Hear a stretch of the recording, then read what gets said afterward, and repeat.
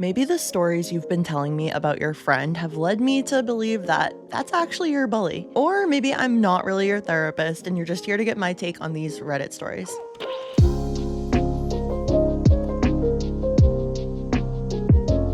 My BFF said I can't be pregnant at her wedding. My best friend is getting married in 2.5 years.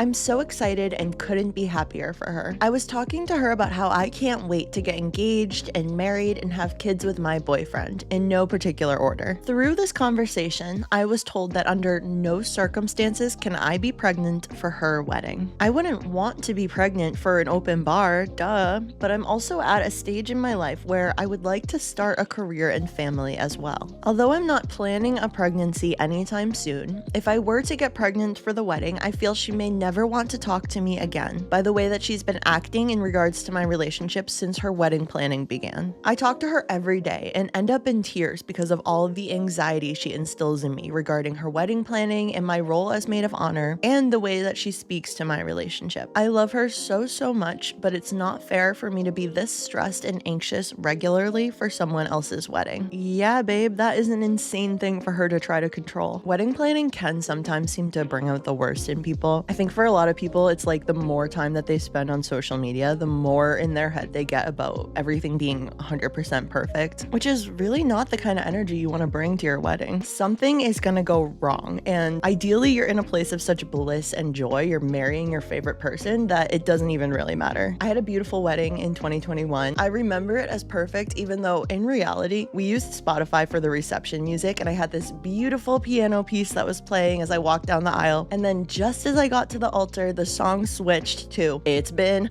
1 week since you looked at me."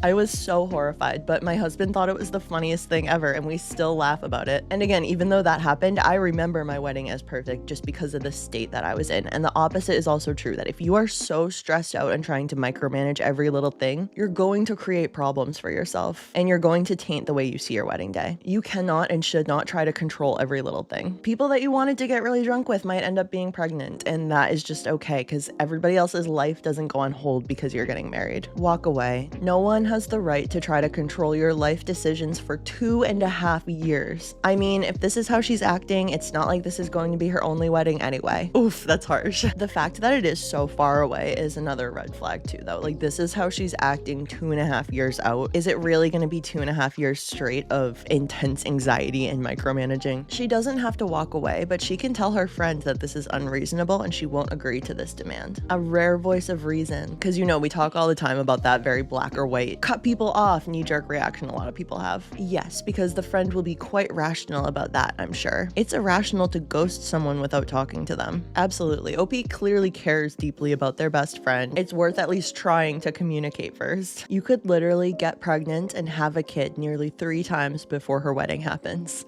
She needs to chill. The world doesn't just start revolving around her because she's getting married. I would suggest sitting down and talking to her about how she's been acting. Based off of that, it may be time to reevaluate the friendship. I wouldn't give it any thought. She's being ridiculous. Hopefully within the next 2.5 years, she grows up a bit, and I'm sure at some point she will remember what she told you and be super embarrassed. Any reasonable person knows it's totally out of line to dictate the timeline of someone else's life, or step away from the wedding. If you want to try to keep it civil, you could say something like, "I value our friendship so much that I don't want to risk us having arguments in the next 2.5 years. Or if you're really close, hopefully you could actually tell her that what she said to you was upsetting and made you nervous. Tell her you don't have any plans written in stone for the next 2.5 years, but you do plan on enjoying life wherever it takes you, and you cannot guarantee to put it on hold for 2.5 years for her wedding." That's pretty weird, to be honest. What right has she got to tell you when you can and can't get pregnant? I was maid of honor at my BFF's wedding, and I was 8 months pregnant.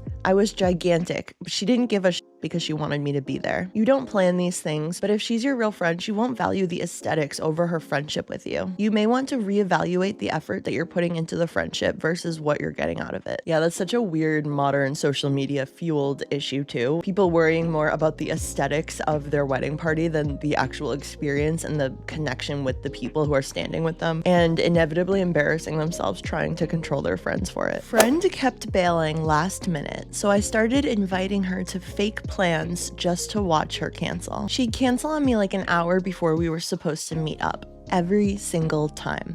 always with some excuse. But she'd post on Instagram stories the same night, hanging out with other people. So it wasn't that she was busy, she just didn't want to hang out with me. So I started testing it. I'd text her like, "Want to get coffee Saturday at 2?" She'd say yes. Saturday at 12:30.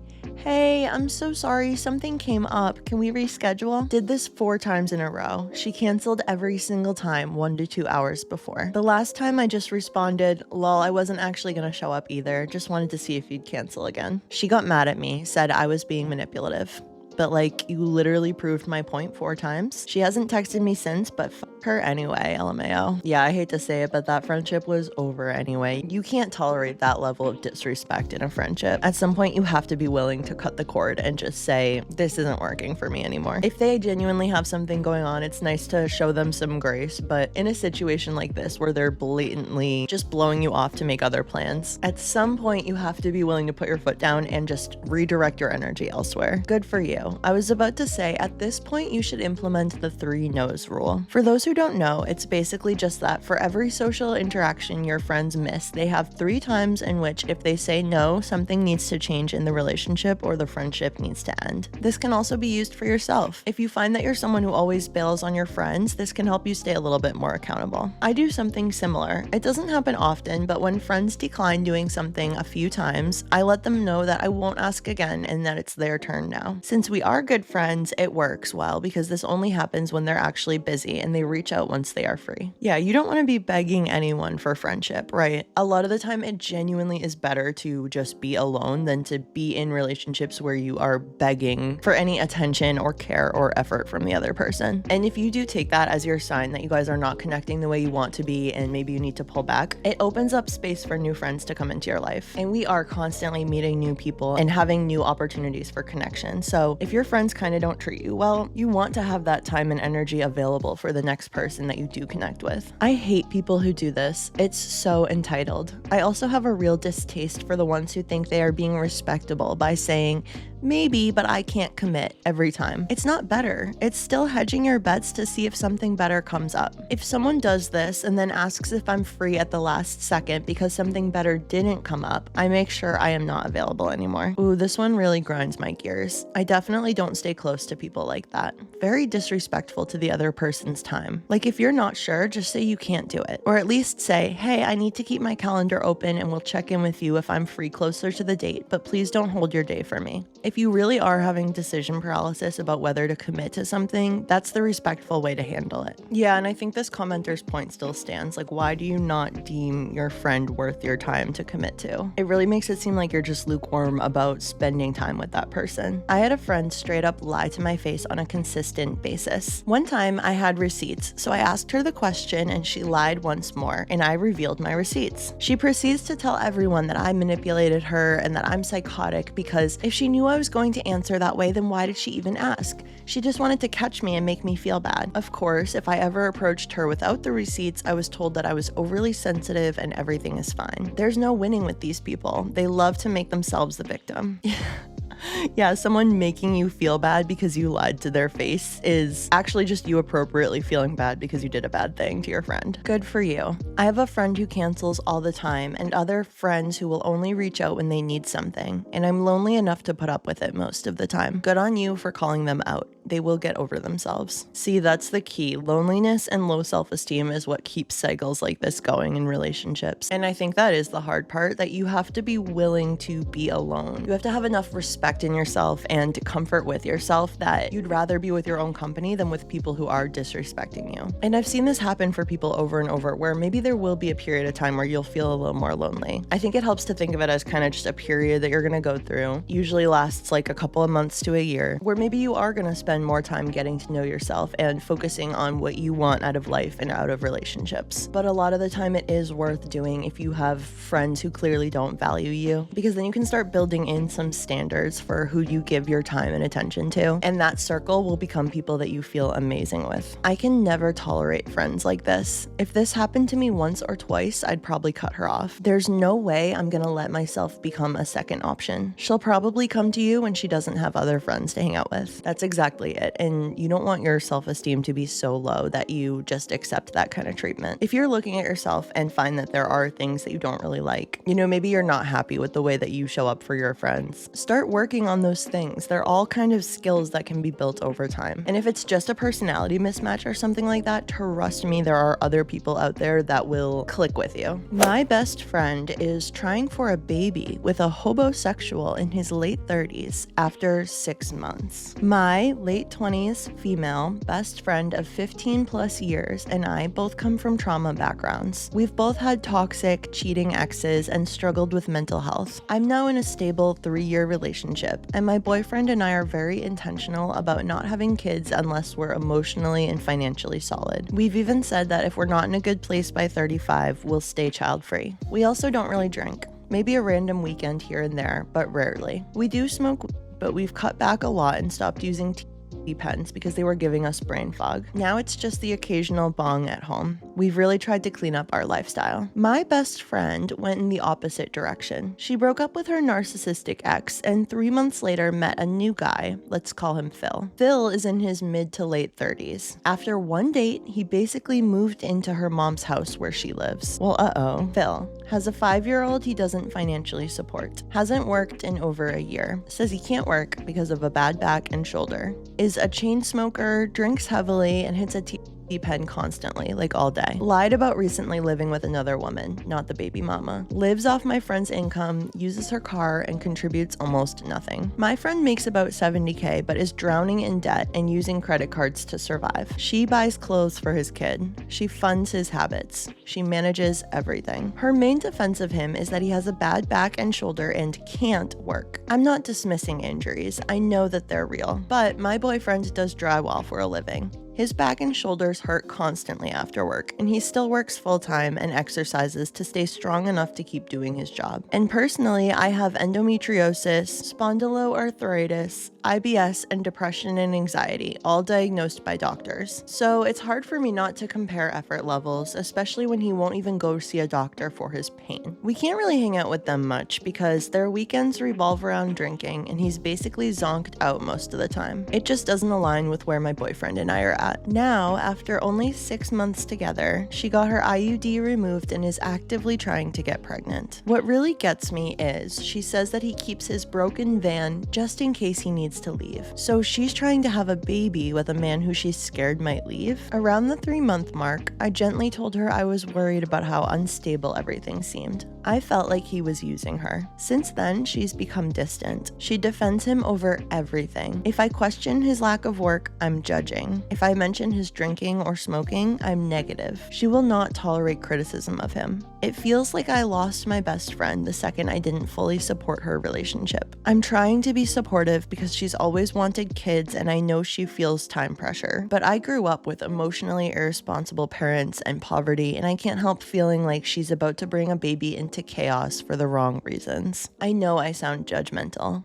I'm probably grieving the version of her who wouldn't have accepted this. I just don't know how to stand by her side while she makes what feels like a life-altering mistake. Do I back off completely? Keep my opinions to myself? Just support the best I can? I have already given her $500 that she eventually sent me back, but only after borrowing it from someone else. And I won't help her anymore financially, not even buying her food, because she is spending her money on his bad habits rather than essentials. I usually can't handle people like this, and I usually kick them out of my life because I grew up with addicts and alcoholics in my family and friends. But she's my longest standing friend, and I've seen her turn into this person that she is now. And it's sad, but I know I can't do anything about it but watch. Honestly, it is so devastating to see someone you care about making decisions that seem clearly bad for them. And when you add in OP's childhood experiences, I feel like that does just make it even harder to be supportive of somebody who's doing this. It's so hard to watch the dominoes line up to create a really difficult life for a child. Isn't there a quote that says, "You can take the horse to water, but you can't make it drink"? You have a few choices here. 1, you sit her down and make it clear again your concerns. If she wants to listen, good. If not, then at the end of the day, she is a grown woman. If she chooses him still, you either stay her friend or you don't. If you do, you will have to accept him as a permanent fixture. She might wake up sooner or later. I think it's up to you to decide how much you can put up with. If you think you can still support your friend and try to get them to see what's going on, do it. I don't think you have to, though. OP said, in the beginning of the relationship, she said she would kick him out if he doesn't have a full-time job. Now it's, oh, he can just work part-time if he wants, but I know he's trying to find a job. She says, him and I are used to not having a lot, so it's okay. I fear there are no more talks coming. She's fully made her decisions, and I'm struggling to accept them. I get that. It's hard seeing a friend go down a path that is damaging to them, but you can either try to fight her stance on it, which might either be successful or drive her away, or you can accept it for what it is. Neither one is a fair or easy decision. It does sound like he's gotten into her head, and if she doesn't have any other support network aside from you, he'll exert even more influence. I'm not an expert, but I think the best way to help women who are in this situation is to make sure that they do not, in fact, end up isolated. She needs to realize that this life of paying for him, of making excuses, will be the only life she has if she doesn't get out. Is that truly what she wants? I would find ways to get her to reflect on that, possibly without making it feel like an attack. You know her best. Does your friend have any ambitions? Remind her of them. And OP says, I honestly believe he's manipulative. He constantly talks about how hard his life has been and makes her feel sorry for him. In my opinion, my boyfriend and I have both been through much worse and still work hard and take responsibility for our lives. This guy has a pattern of not working and relying on other people.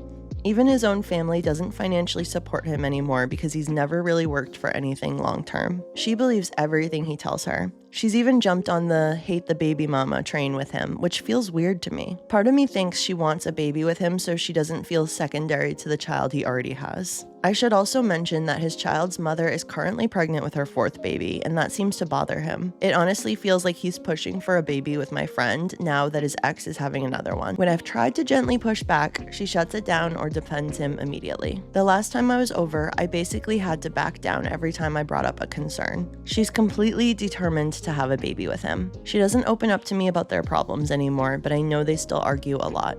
I also think deep down she knows he's not likely to change. At this point, I do believe she genuinely wants a baby right now and has decided she doesn't care about the possible consequences. However, I don't feel right just leaving her as a friend. I am good at faking it. I am not an asshole to him, but I can tell he doesn't like my bestie talking to me because I have opinions. I don't feel like these decisions are being made with sound mental health. I told her how I feel. I said he should have a job before they start trying, but she said she doesn't care. So I give up on changing her mind. I really wonder what her mom thinks of this whole situation. Like, her mom is even more explicitly footing the bill for this guy now, right? I wonder what that's like for her, if she feels supportive of the relationship or not, just what her take is. I can't help thinking how misogynistic our society is and how much women have internalized this when they feel time pressure to have a baby in their 20s. Such a shame. At any rate, unfortunately, there's not much you can do for your friend. She is not in a place where she can hear your concerns and face reality. The more you push now, the more defensive and distant she will get. But there will come a time when she will realize she's been trapped in an abusive relationship and she will need you then. I would stay in touch, but at a safe distance. This is the best advice. There's really not much you can do for your friend, OP.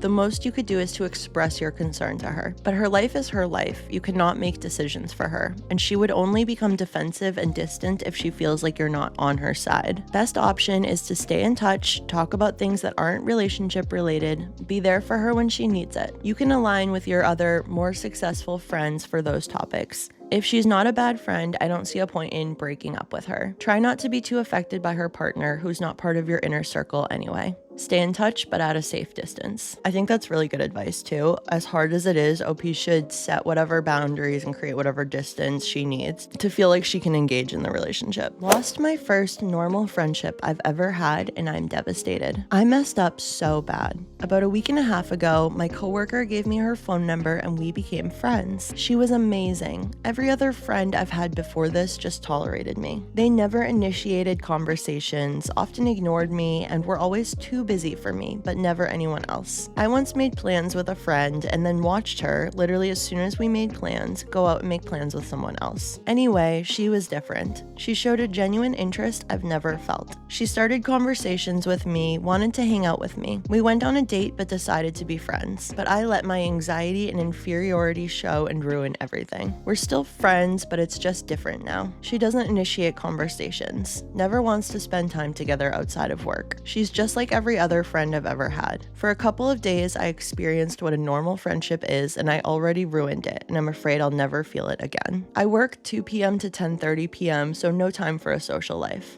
Can't leave a job due to benefits. My only hobby is primarily with people 20 to 30 years older than me and is very male-dominated. Nothing wrong with that, I just get along better with female friendships. I'm so scared I won't experience it ever again. I don't know how to get over her. Wow, there's a lot going on with this one. So this is a friendship that started a week and a half ago. That really makes it sound like there's a lot of idealizing and putting this person up on a pedestal, which sort of goes along with OP saying that there was some kind of romantic interest initially. If this is happening over and over and you're scaring people off being clingy and insecure, that is a you problem. That's something that you need to address in yourself. And it doesn't make you a bad person. It's not something that's set in stone. You can't have that fixed mindset about it that's like, this is just who I am and I'll never have friends. You probably need to work on some of these things that are getting in the way of you connecting to other people. About a week and a half ago, you are catastrophizing. Real friendships go through ups and downs all the time. It's not possible to ruin everything in the span of a couple days. You just met this person and you guys don't even know each other yet. Start by working on your anxiety. You're telling yourself upsetting and distorted things, thinking in black and white, never, always, everything, etc., and filling in blanks with negative assumptions about how other people feel about you. I really recommend CBT exercises to learn how to talk back to these negative thoughts. Friendships with other people happen slowly over time, but you have to work on your friendship with yourself first. Really solid advice there, because if you don't work on this mindset, it probably will get in the way of genuine connections that you could be making. My friends have multiple group chats without me. When I first met them, I genuinely felt like we connected instantly. We all met at the same time, but because of different circumstances, they ended up spending more time together than me in the beginning. Nowadays, that's no longer the case since we all spend about the same amount of time together. At first, we only had one group chat where all of us talked together. Later, they created another separate group chat without me. Honestly, that didn't bother me much at the time because of the situation I mentioned before, and I even found it normal. However, things didn't stop there. One of them chose not to invite me to their birthday, even though I had invited them to mine and contributed to their gift. After that, more group chats started appearing. I've counted up to 5, and I'm only included in one of them. In one of those chats, they added someone I had previously told them was rude to me and whom I didn't like. They decided to become close friends with that person and even suggested I should let go of my feelings about what happened. Naturally, they added that person to a group chat that I'm not a part of, and when they told me about it, they implied that I shouldn't feel upset about any of it. They now have several WhatsApp group chats among themselves. This isn't the first time I've experienced something like this. I've had similar issues in the past with another group of friends. I guess what I'm wondering is it wrong that I feel this way or that I think about it so much? Does it make me a bad person? I feel like OP is asking the wrong questions, because I think some more appropriate questions might be, 1, is there something that I'm doing to alienate myself from my friends? Am I making people uncomfortable? Am I pushing them away? Whatever else it might be. And then along with that, do I feel respected by my friends? Can I communicate with them about things I'm feeling? I can understand this frustration and feeling slighted. I would too. I'm sorry I can't be of much help because I'm kind of just as perplexed about this weird behavior. I did look into something once though that was called social capital. People act differently in group settings as people take on different roles and adopt opinions and follow along mentalities. Maybe you seem to take on some sort of role when in groups, as do they. Maybe it's a personality, maybe it's a subconscious thing, I don't know. Maybe you're better off with one-on-one small friend groups. I think that last part is an especially good point. You don't have to be friends with everybody in a friend group. Look at each of your relationships individually and ask yourself, what is the quality of this relationship? How much do I connect with this person, etc. Am I expecting too much loyalty from my best friend after being excluded by an ex-friend? I need some outside perspective because I don't know if I'm overthinking this. For context, before we stopped being friends, there was a night out where things got chaotic. A drunk stranger kept approaching my ex-friend and insisting we weren't taking care of her. My ex-friend didn't really say anything to shut it down, even when the stranger started getting physical, and it escalated into a fight involving security and police. Eventually she apologized, but in a very shy, sheepish way as she was leaving my house. I didn't hold it against her at the time, but after that night I started noticing that I was always the one initiating contact or saying hi when we saw each other in public. She never really initiated with me. Then later she hosted a Galentine's within the same month as the clubbing incident and didn't invite me, apparently because I had a boyfriend at the time. That's when everything kind of hit me and I started overthinking whether she'd already been distancing herself. And so this ex-friend invited everyone in our group except me to the Galentines and didn't bother inviting me because I had a boyfriend, apparently. It really hurt and made me feel left out and replaceable. Was everybody else that was invited single? I feel like that would be an important detail here. I'm no longer friends with her, but the rest of the group, including one girl I'm very close to and consider my best friend, are still friends with her. This year, I suggested a Galentine's trip, partly because I wanted to create something positive and feel included. Later, I found out that the ex-friend also hosted her own Galentine's and the group went to that too. What hurt wasn't just that they went, it's that my close friend knew how much last year affected me. So you suggested a whole trip because you felt out the previous year, possibly because you're the only person in a relationship. I mean, everyone does things differently, but a lot of people only engage in Galentine's events if they are single. The clubbing incident is weird too. I believe OP that this stranger was maybe overstepping since they ended up in a fight, but OP hasn't given us any reason to believe that they weren't taking good care of their friend, so that's kind of weird. Like, that could definitely open some cracks in a friendship if you're all going out and you're all drinking and you're kind of like abandoning your friend in the bar or something. You're not paying attention to her, you're letting drunk guys try to take her home. That's not really being a great friend in my opinion. And then if everyone else is single except for you, it makes sense that they would assume that you would do something with your boyfriend for Valentine's Day. I don't really understand why that affected OP so much, but maybe there's more context that we're not hearing. I had previously asked her to let me know if she had plans with this ex-friend so I wouldn't find out through social media, and she had done this before. But this time, she didn't tell me and I found out indirectly.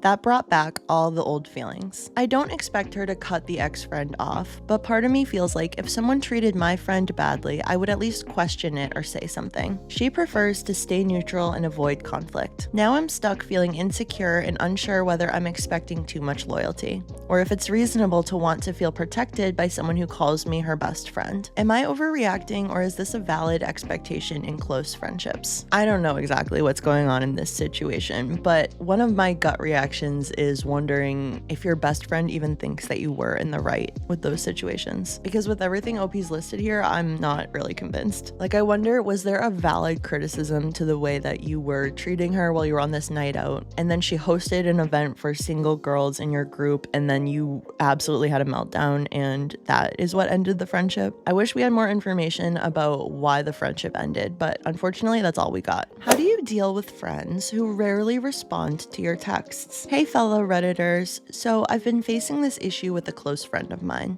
They take forever to reply to my texts, sometimes even disappearing for days. It's starting to annoy me and I'm not sure how to handle it. Am I overreacting, or is this a legitimate concern? I've always been someone who values close friendships and believes in regular communication. Back in high school, my friends and I used to text each other all day, sharing every little detail of our lives. I miss that kind of friendship where we were all involved with each other. But nowadays, it feels like my friend is distant and uninterested. I can't help but feel like this isn't what a true friendship is supposed to be like. Am I expecting too much? Is it normal for close friends to take forever to respond, or am I just being dramatic? I'd really appreciate your thoughts and advice on this matter. How often do you text your close friends? And how do you react when they take a long time to respond? Am I being too needy, or is it reasonable to expect a reply within the same day? Share your experiences and insights. I'm all ears. Well, I have a sense from just a little preview that I've seen that my perspective on this is gonna go against most of Reddit's, but I feel kind of strongly about this, so I'm gonna say it anyway. I don't think that anybody owes you immediate, constant access. Having these things in our hands all day, every day has had so many negative effects on our mental health, and that's just another way that it's done so, is creating this expectation that people will constantly be available to you. When you're not with your friends, they're probably trying to do other things in their life, and expecting them to task shift away from whatever they're doing to text you back takes energy and attention that they might not have. Expecting it every minute of every day is completely unreasonable in my opinion. Now, if that's not your experience with texting, that's totally fine. That's great. There are people like OP who love to text all day, and I think that's great for them, and they should find other people who also love that they can have that kind of constant communication with. I just don't think it should be an expectation that you should put upon everyone, and I don't think that it means that your friends don't love you and care deeply about you because they aren't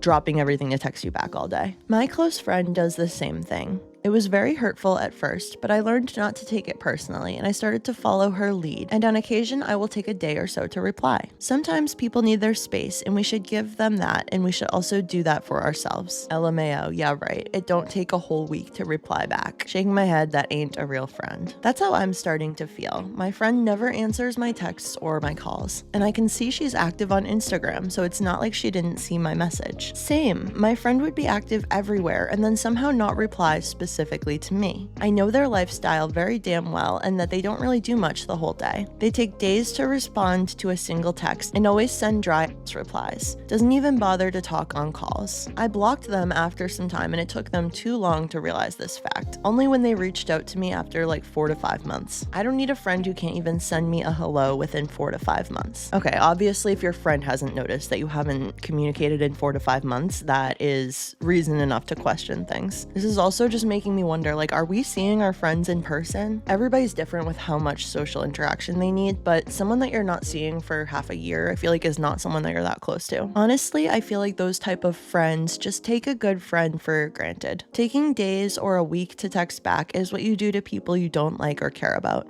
Especially hurtful when you see them active on social media, but they're singling you out? Nah, they're a bad friend for that. I just disagree with this mindset so strongly. I really don't think you should feel entitled to your friend's attention every second of every day. Scrolling on social media requires a totally different level of energy than meaningfully engaging with your friends. Maybe not weeks, but I absolutely feel like it's reasonable for friends to take days to respond. Same here, but with all of my close friends, so it's extra upsetting for me.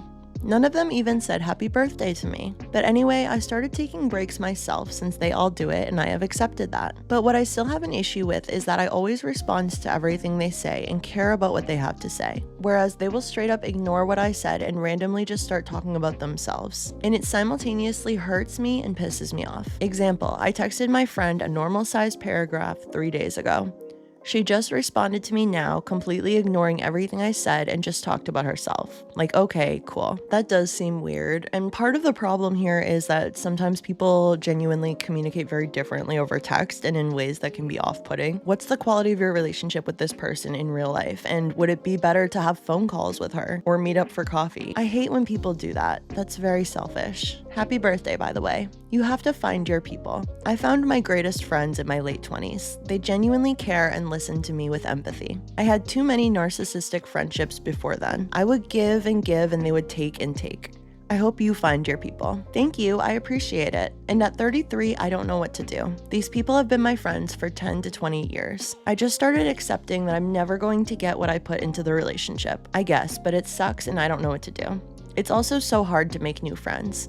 I kind of made a new friend with my coworker, which I know is frowned upon, but she befriended me and we text a lot, way more than with my actual friends. And even she does this with me, so I don't know, it feels lonely out here in the friend world. I feel like I've always given so much more than everyone else and I've cut out some people for it, but I don't know, it just sucks. I think that there's a huge cultural myth that you make all your friends in high school and college, and it's just not true. And if you do only hold on to those friendships, it's very likely where you're gonna reach a point where they start to feel uncomfortable because you've outgrown them, but you won't allow yourself to. It's great to have deep, lasting friendships, but it's also great to be open to new people who come into your life. As someone who just changed their texting style to respond less frequently, this is my take on this. I have one friend who was used to us texting constantly about every detail of our lives.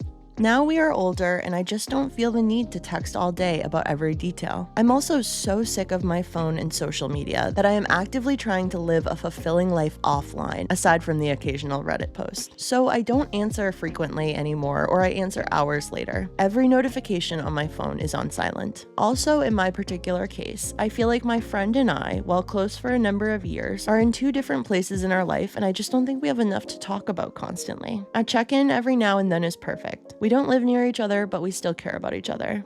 I think friendships ebb and flow and people's priorities change. I think that point about a lot of people trying to actively disconnect from technology is a huge one too, because that's a lot of it for me. I don't want to constantly be on my phone. I don't want to feel like I have this ball and chain that I constantly have to be responsive to. I keep everything on silent. I go hours and even days without looking at it. And honestly, the more I've done that, the better I've felt. Shifting some of that attention to spending time in nature and spending time with people in real life. Thank you so much for watching. If you enjoyed this video, please subscribe. Let me know what you want to see me react to next, and I'll see you in the next one.